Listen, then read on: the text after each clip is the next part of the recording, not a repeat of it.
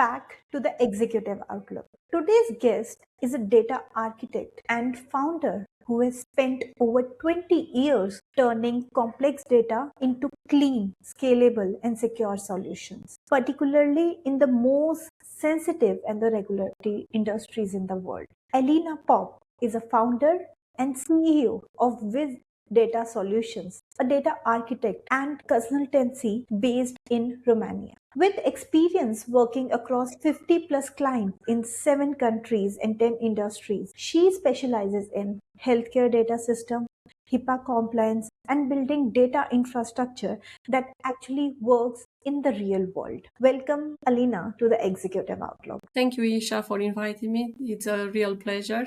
I'm really glad of being with you today. Thank you so much. Today, we are going to talk about 3 things that every healthcare data leader needs to understand. The chaos hiding inside data claims, why HIPAA has to be an architecture decision from the day one, and what it really takes to move a healthcare organization to a modern data platform. So let's begin our conversation. But before that, I want to hear that over 20 years as a data developer and now running your own company, how did it all begin and what made you love in data? So this is a great first question. Honestly, it started almost by accident. I studied mathematics and computer science, and my first job put me in front of a database back in early 2000s. And something just clicked. I realized that behind every number, every query, every table, there was a real business decision. So what kept me 20 years in this, it never gets boring. Indeed, the technology changes, the industry changes, the problems evolve, but the fundamental challenge of making sense of messing, fragmented data and turning into something real and useful that never goes away. Thank you so much for sharing that. So you talk a lot about EDI, specifically the 837 and 835 claims data. That is a black hole for the healthcare organization. So in simple words, what are these and why do they cause so many problems? So I will try to explain in simple words. So in healthcare in the USA, when a doctor or hospital provides a service, they need to get paid by the insurance company. The way they send a request for payment is through a file called EDI 837. Think of it as a very structured, very specific digital invoice with hundreds of data fields. So we are talking hundreds of fields, strict formatting rules, procedure codes, diagnosis codes, provider information, patient information, all packed in one file. And the insurance company receives thousands of these every single day. The insurance company processes it and sends back an EDI 835, which is the remittance essentially saying, here what we are paying and here why we are not paying the rest. The problem is that matching what went out with what came back, reconciling thousands of 837 against thousands of 835 is where things fall apart. As I mentioned, the files are complex, the formats differ between payers, the denial reason codes are cryptic, and most organizations are doing it with outdated system or honestly sometimes with spreadsheets. So what happens? Payment get missed, denial get ignored because nobody has the bandwidth to chase them. Underpayments go unchallenged, and money that the hospital or clinic was rightful owned just disappears. Why did I call this a black hole? Because the data exists, is there, the answers are there. But without the right infrastructure to process and reconcile it, it just swallows revenue and nobody sees gold. And what is the most common mistake that people and organizations are making with the claims data? And what does it actually cause them when things go wrong? Okay, so I guess the most common mistake is treating claims data as an operational necessity rather than a strategic asset. Organizations process claims to get paid and stop there. Nobody's analyzing the patterns. Nobody's asking why denial rates are increasing, or which procedure codes are consistently flagged, or which providers are billing in a way that trigger audits. The cost is enormous and show up in 2 ways. The obvious cost is direct revenue leakage, underpayment that go unchallenged, duplicate claims that slip through, denied claims that are never reworked. But the hidden cost is worse, is the compliance exposure. When your claims data is messy and has no audit and the regulator comes knocking, you can be in serious trouble. So this is what I think. Amazing. So you made a very interesting point that the compliance cost is huge when the things go wrong, right? So how to make sure that should not happen, and we should be like in advance, we should take care of that. It's about how you architecture before starting or migrating, or when you are comparing the files and you process them. All right. So you say HIPAA is an architecture decision, not a compliance box to pick, right? What do you mean by that, and why do organizations get it wrong? Okay, so as I already mentioned, it's an architecture decision because most of organizations treat HIPAA as a legal checklist with checking some box.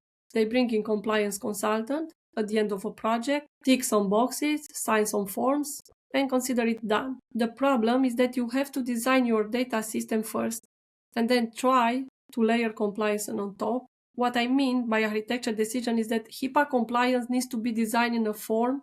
The first table you create, where is your personal patient info stored? Who can access it? And what level, under what circumstances? How is data encrypted in transit and at rest? The encryption is very important. What happens when someone accesses a record they shouldn't? If you don't answer these questions before you write the first line of code, you will pay for it later. And later, we all know, it's always more expensive than making the decision before starting the line of code. Absolutely. So what does a properly HIPAA compliant data system actually look like, and what should organization put in place from day one? I think first you have to classify the data. Every piece of data needs to be labeled. Is this personal patient information? Is PHI? Is it sensitive? You have to have this classification in place in the first going. Second, you have to have a role metrics-based access control. Not everyone should see everything. For example, if you have a data analyst that needs to check some numbers, doesn't need to see the same access as a compliance officer, right? Third, encryption everywhere. At rest, in transit, no exception. You have to have encryption everywhere. Then I would say audit logging. Every access to sensitive data gets recorded. Who access it, when, and from where. And another one I would say is data lineage. You need to be able to trace any piece of data from its source to wherever it ended up. Now, we have modern platforms like Databricks with Unity Catalog or Microsoft Fabric with Microsoft Purview. Makes things much more achievable than it was 5 years ago, for example. The tooling was cooked up. The challenge now is getting organizations to prioritize it before a breach makes the decision for them. So you have shared a very interesting use case with Purview. You can solve a lot of governance challenges and you can take some action. So as an organization, how to set up the Purview so that we can have the complaint in place for the organizations?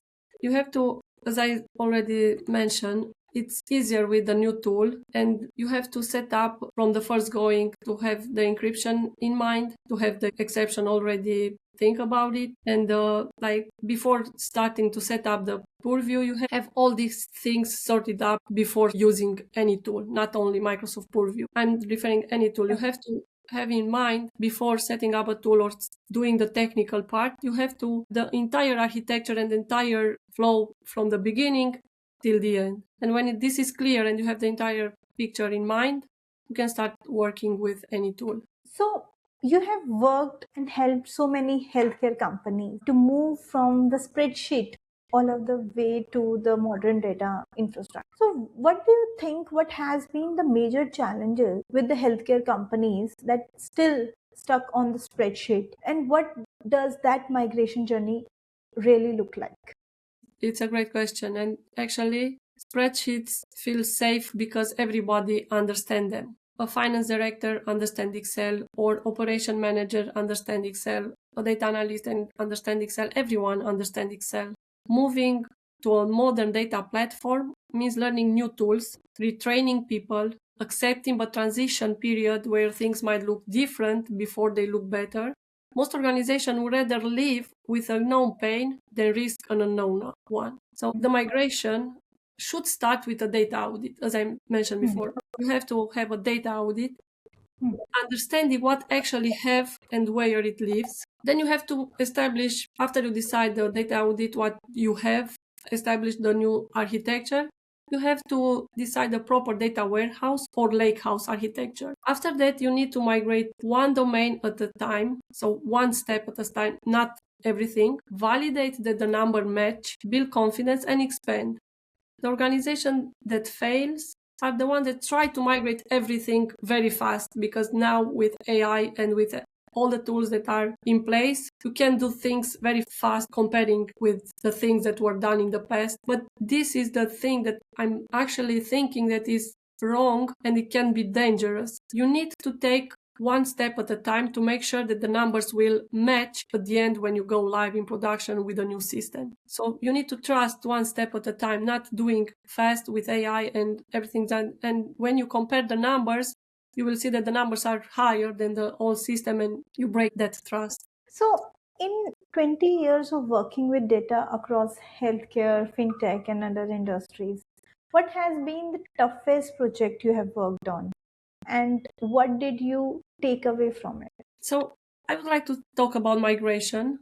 And because we already talked about EDI 837 and 835, 2 years ago, we had to migrate these things. It was a migration project where it was a political dynamics inside the client organization were more difficult than anything on the technical side, was that the departments had competing version of the truth. So they have different numbers, different system, and actually everyone believed that their numbers were correct. My job was to migrate their claims data, EDI 87 and 835. You can imagine that we have to migrate all the history, all the archive, all the payments, remittance, denials on a new system, unified modern platform. The technical side was complex and a serious undertaking. So we are like talking about millions of claim records. We spent weeks, I would say months, just writing and rewriting the migration script, because every time we thought we had it right, when we compared the number, we had something unexpected. So we did a couple of dry run before touching the production. And when we got to a point where we said, okay, we are ready to go live, we had to run some validation process, right? We had to running, as I mentioned, we had to running parallel with old system, with new system, and comparing the numbers. But not the technical part was the toughest. The toughest was that we are trying to have the conversation with both departments and understand which numbers we were actually migrating and which numbers were actually the through between those two departments. And we had to talk to them and understand exactly what is happening. And then I realized that not the technical part is the toughest in a production migration, in a migration journey. How the people agree on reality. How do they see the reality, the truth? So what I'm taking away in this is that in the first going, when we need to take a project, I'm always staying with the people involved and try to understand their perspective and their, let's say, part of the truth, because it's more important than starting with a technical part that is not reliable at the end. That's really an insightful takeaway. The things you have shared is amazing. All right, so last question I have is, what one piece of advice you would like to give the organizations that know that their data is mess, but they don't know where to start? Yes, it's indeed a tough question. So I would say to start with one question that actually matters to your business. Not how do we fix all our data is not okay. What is one decision we are making wrong today because we don't have reliable data? So I would say find that question, answer it, and let that be your proof of concept. So the organization that succeeds with data transformation are the ones that start small, one step at a time, and build it with credibility, expand it from there. You cannot fix your entire data in one project, as I mentioned already with the AI that is, now you have to fix small piece and do it one by one, so you can have a reliable data foundation and build on top of that. So I would say pick your starting point and build it from there. I think that's amazing advice. Thank you so much for sharing. I think that is all we had the questions today that I wanted to ask. Thanks for sharing your journey, your experience, and your practical thinking on healthcare data processing and building compliant data system that actually make a difference. And it's a real pleasure having you on the executive hour. Thank you for inviting me once again, and it was a real pleasure for me as well.